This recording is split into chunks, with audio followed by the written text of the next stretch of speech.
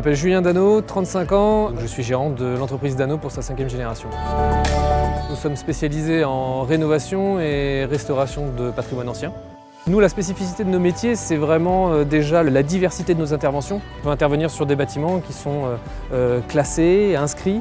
On va à la fois travailler de la pierre granitique, de la pierre calcaire, mais également faire des travaux sur des colombages bois, et on travaille également beaucoup la chaux. Et on formule nous-mêmes nos mortiers à la chaux.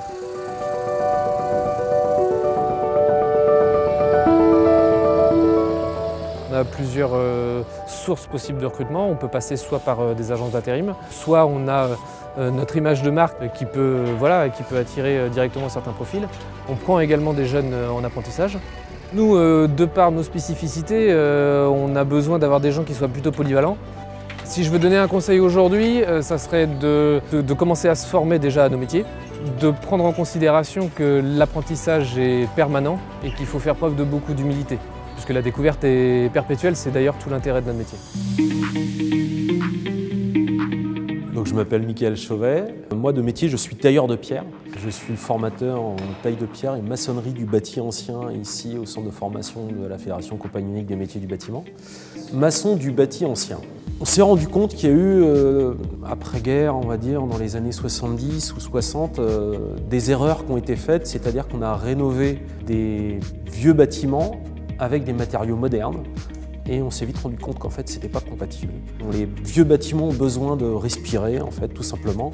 Les matériaux modernes ont étanché les murs et on a fait vieillir les maisons plus vite qu'on aurait dû. Et il y a eu à une période un certain manque presque une perte de savoir, mais qui a été conservée par les tailleurs de pierre qui travaillaient toujours sur les monuments historiques. Et donc le but aujourd'hui, c'est de pouvoir former des maçons qui récupèrent ce savoir, qui puissent se réapproprier ce savoir sur des matériaux traditionnels comme la pierre, la chaux, la terre.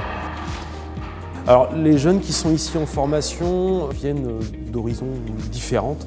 Déjà, il n'y a pas forcément que des jeunes. Il y a des gens qui ont déjà une expérience dans le bâtiment et qui viennent chercher une nouvelle connaissance. Aujourd'hui, il y a une grosse demande de la part des entreprises qui ont du mal à trouver des gens qualifiés. Et en plus de la rénovation, ça va être des maçons qui vont pouvoir travailler aujourd'hui en bioconstruction, en éco-construction.